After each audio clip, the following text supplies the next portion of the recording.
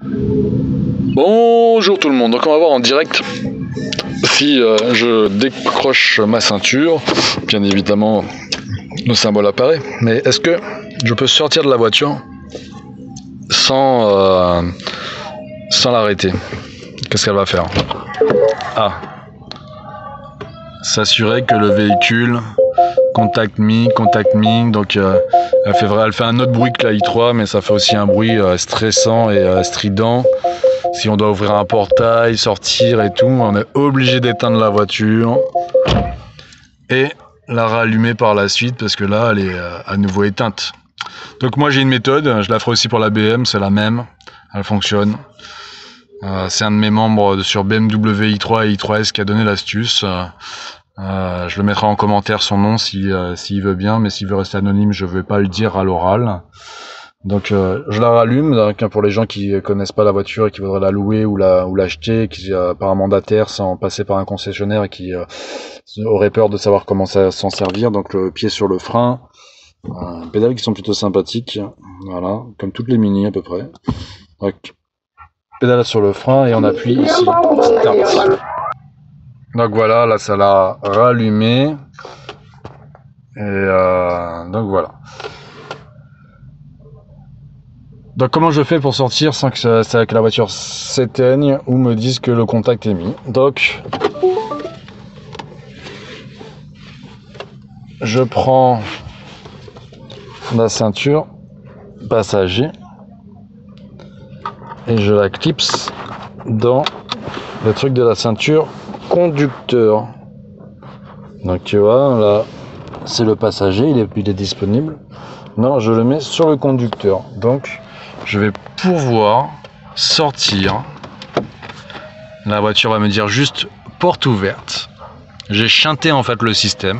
Le moteur est toujours en fonctionnement. L'aiguille est là. Si c'est éteint, l'aiguille se met là.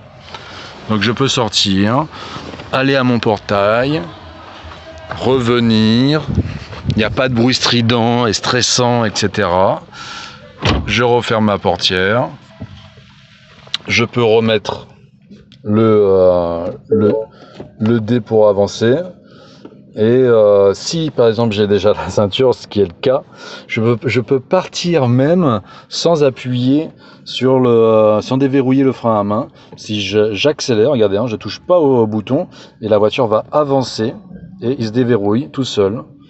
Voilà, j'avance. Si votre ceinture de sécurité est mise, on peut le faire.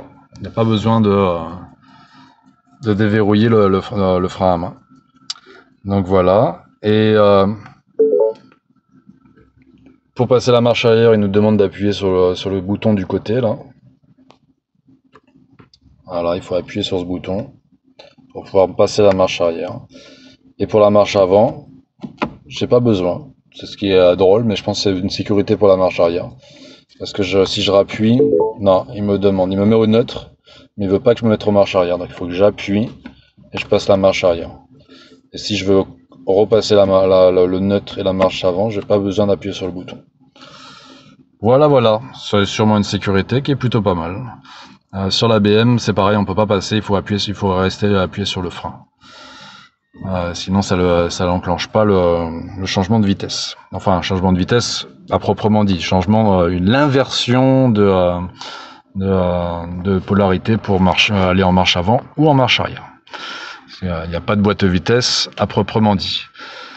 Voilà. Bon je vous souhaite une bonne fin de journée et pensez à vous abonner, pensez au petit pouce bleu et à très bientôt. J'essaye de faire le maximum de vidéos, comme vous le voyez. Avec la Mini Cooper SE qu'on m'a prêté, BMW Mini Guadeloupe qui m'a prêté la voiture initialement pour un jour, mais finalement il y a 3 jours pour l'intervention de mon compresseur de clim sur ma BMW i3S. Merci à eux.